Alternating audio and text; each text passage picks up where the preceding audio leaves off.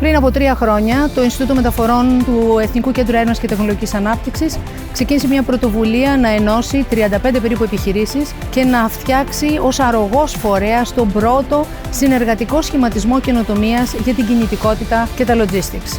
Μία πρόταση για την ελληνική αγορά, τις ελληνικές πόλεις του μέλλοντος, αλλά και τις πόλεις του εξωτερικού. 1,5 χρόνο μετά, 20 από τους εταίρους του συνεργατικού σχηματισμού καινοτομίας κατάφεραν να διασφαλίσουν τη χρηματοδότηση για να αναπτύξουν συνεργατικά προϊόντα που απευθύνονται σε μια αγορά ενός μεγέθους μεγαλύτερου από 50 δισεκατομμύρια για την έξυπνη κινητικότητα και τα έξυπνα αστικά logistics.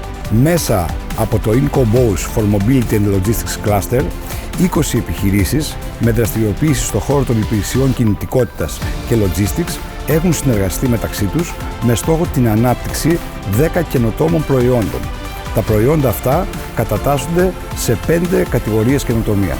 Οι περιοχές καινοτομίας είναι οι ακόλουθες: διαχείριση υποδομών και πόρων μεταφορών έξυπνων πόλεων, έξυπνη διαχείριση ζήτησης και υπηρεσίες κινητικότητας στο πλαίσιο διαμόρφωσης σχήματος Mobility as a Service, διευκόλυνση εισόδου ηλεκτροκίνησης στην ελληνική αγορά, υιοθέτηση καινοτόμων και ηλεκτρικών μέσων στη διανομή τελευταίου μοιρίου και ψηφιοποίηση των οικοσυστημάτων logistics.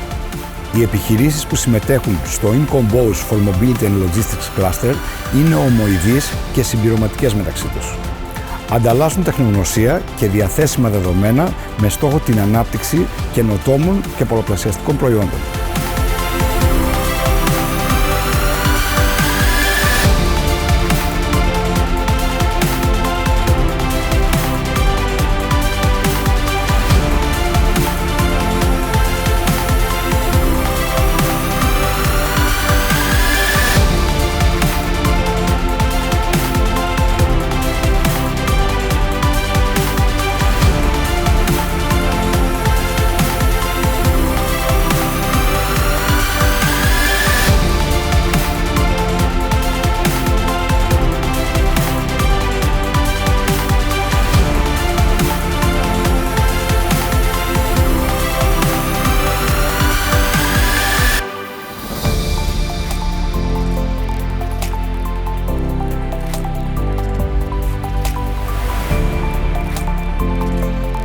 Το Ινστιτούτο Μεταφορών υποστηρίζει ως τεχνικός συντονιστής την προσπάθεια των εταιριών και θα συνεχίσει να στέκεται αρρωγός στις καινοτόμες προσπάθειες της επιχειρηματικότητας για τη μετάβαση των συστημάτων μεταφορών και logistics στο ψηφιακό τους αύριο.